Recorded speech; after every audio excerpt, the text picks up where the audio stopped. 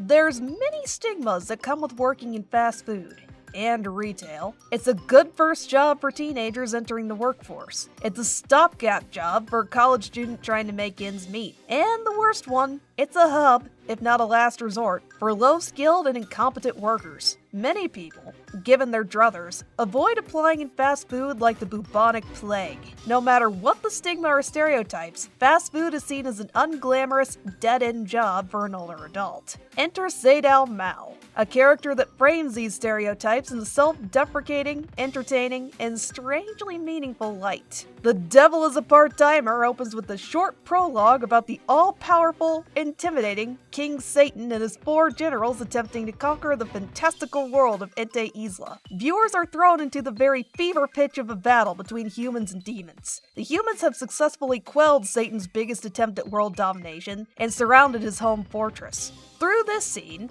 and later introspection on the part of the humans' major hero, Amelia, Satan is depicted as this power-hungry, merciless, and no-holds-barred figure. He is an aspiring conqueror, military strategist, and a decorated military leader. These factors of his character are more implied than explicitly expanded on. But this is more than enough to counter, if not strengthen, the absurd premise of the series overall. When the human's victory seems inevitable, Satan retreats to another world to recoup and recover. He promises he'll be back someday, presumably more powerful and fearsome than before. Satan loses his status, his armies, and a good majority of his power. He stumbles around modern-day Tokyo, trying to figure out and survive in a dramatically different world from the one he knew.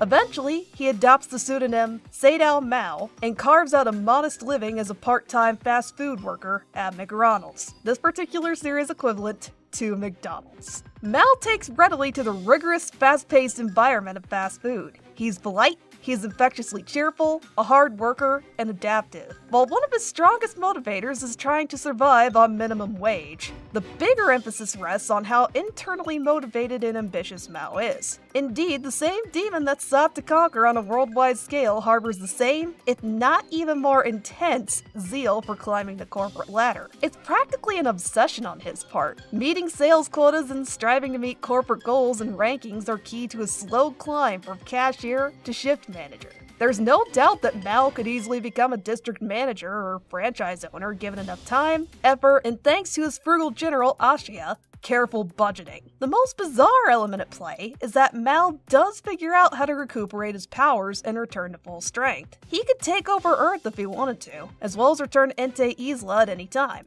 Arguably, there's potential for him to achieve the heights of untold power he swore he would. There's an untold number of humans inhabiting both Earth and Ente Isla. He gains power from how miserable and despairing humans are at a given time. Earth humans are more susceptible targets for the vast magic of Ente Isla when compared to the humans on Ente Isla. A given handful of Ente Isla humans can draw on heavenly magic or some other potent power source. In contrast, it's questionable how effective guns or other weapons would be against Maou or his generals at their peak strength. In short, Maou could take up his hungry world quest at any time. Yet, he restrains himself. He only uses his powers under extreme or dire circumstances, including rescuing humans and repairing buildings after big fights with other angels, demons, or soldiers from Ente Isla. Maou finds some kind of purpose and meaning in his devotion to his position as a McRonald shift manager. He prides himself on his attendance, makes a point of keeping his uniform crisp and clean, and what kind of impact his conduct has on his coworkers. For one reason or another, Maou is determined to become successful in the human world bound by the kinds of restrictions a human has.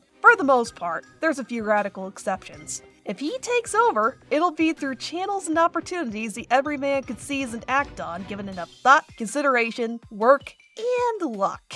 Mao's sense of honor and morality are pitted against just how cutthroat and merciless the good guys from Ente Isla are. Amelia herself is the one good guy that really sticks with their morals and duty to protect others, even if that does include teaming up with her great archenemy Satan. The overall conflict in Ente Isla is a subversion of the classic heaven versus hell motif. When the church's inquisitor Susanoo is introduced, more is revealed about the seedy politics and corrupt nature of Ente Isla's human leaders, the church itself. herself. Several times, Amelia finds herself questioning propaganda she had pounded into her head if not used as a grounding anchor in a chaotic, war-torn world. Demons lie, cheat, and destroy without a second thought or regret. Enter scenes where Maou protects civilians from a robe-clad priest and uses his powers to rebuild structures after massive property damage. Are demons really as black and white evil as Amelia was so determined to believe? There's always the underlying idea that Maou could return to his brute force conquering at any time, though it's highly unlikely given what extents he'll go to keep his perfect attendance and standing with his manager at McRonald's. Working in fast food yields a rewarding enough experience that Maou is satisfied with his life. He found something that sates his strong ambitions. He's always been a merciful, honorable man. It just took living in modest conditions and working a humbling job to better showcase these aspects of his personality. A large part of what makes The Devil is a Part-Timer such an entertaining watch is the absurd premise. Some people daydream about holding ambiguous, powerful positions akin to what Amelia holds as a knight in shining armor, or King Satan as the intimidating military commander. It's a power fantasy, something grand to make the reality of trudging through a day as a fry cook, cashier, or otherwise that much more bearable. It's interesting to frame Maou in this kind of light, since it adds an intriguing layer to his fish out of water story. Where his role as some human's fantastical dream come true, he finds happiness and fulfillment so few people attain at the most unglamorous job a person could hold. As a viewer, it's hard not to get roped in and cheer the guy on,